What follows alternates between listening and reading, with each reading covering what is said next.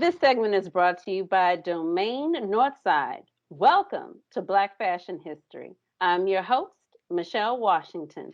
Joining me is Cassandra Diggs, President of the Council of Fashion Designers of America. Cassandra, greetings, Queen. So great to have you here. Thank you. It's so nice to be here with you. So, Cassandra, your appointment as president of CFDA is historical. How did you feel when your appointment was announced? Oh, wow. I was elated to be given the opportunity. But I also felt the weight of the responsibility that was placed on the appointment, responsibility by myself and others. And, as Black professionals and, professionals of color, you rarely get the chance to lead influential organizations. And when you do, you're cognizant of the opportunity and realizing that you don't want to make too many mistakes along the way. But it's been amazing. Ralph Lauren and his son David, Norma Kamali, Yoli Tang, Kirby Jean Raymond of Pyre Moss, and many other esteemed designers in our industry. They've generously extended me congratulations and offered their support. So it's been wonderful. Since your presidency, there have been so many important changes. Tell me more about the CFDA Black Advisory Board.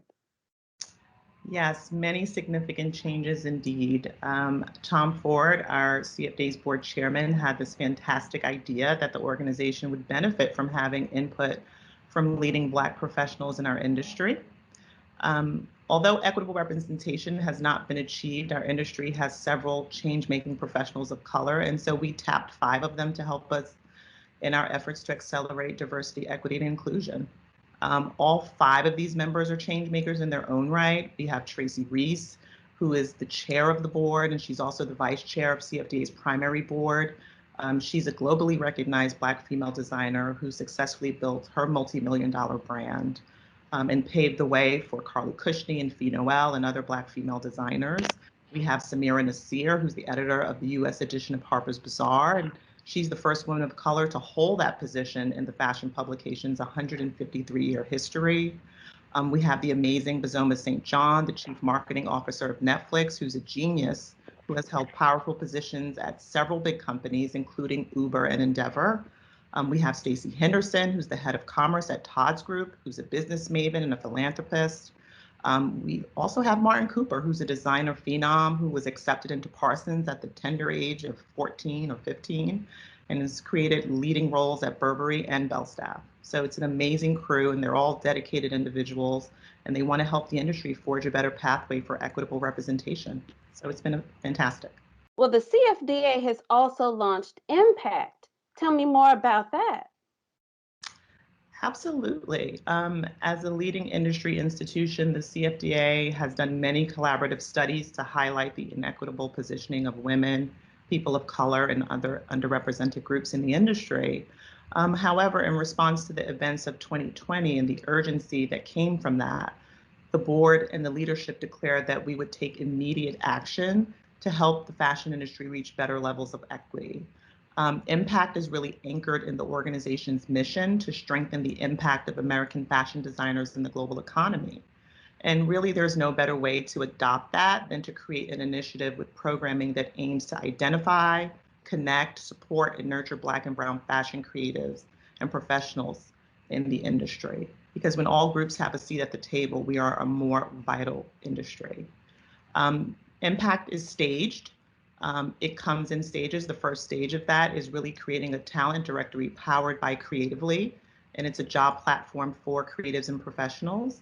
The platform really acts as a hub to connect Black and Brown talent to brands looking to hire, freelance positions, project-based, part-time and full-time, and internship opportunities. We're reaching out to all fashion brands, fashion adjacent brands, to get them to join the platform and provide awareness and access of those opportunities to underrepresented and underserved groups and communities. We're also making outreach to non-traditional talent pipelines like the Thurgood Marshall Scholarship Fund, other HBCUs, HSIs, community colleges, and other places that are usually not tapped into for talent. And of course, there's a second stage, which will involve mentoring and professional development that will help advocate and excel those Black and brown professionals into the C-suite and board level positions. And so it's a great program, and we're looking to continue building it in phases and in stages. I love everything that you had to say about it. Now, Cassandra, I'm curious, which Black fashion designers inspired you to be in the fashion industry? That's a really great question.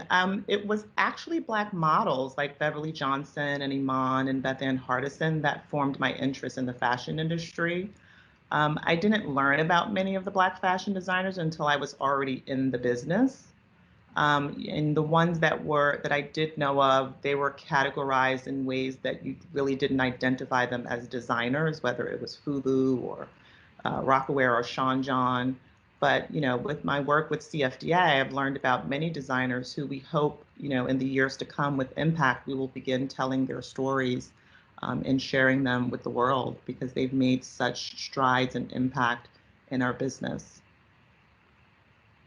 Well, all those names resonated with me because as fashionistas, how can we resist? Can we not? Absolutely. We love Amon, Beverly, and Beth Ann. They paved the way. And they really also helped the Black fashion designers have visibility because of their greatness. So I think it goes hand in hand, but that's what inspired me to get into the industry. Well, thank you to our guest, Cassandra Diggs, and to our sponsor, Domain Northside. And thank you all for joining us. And as I like to say, a smile is always in style. Keep it fashionable.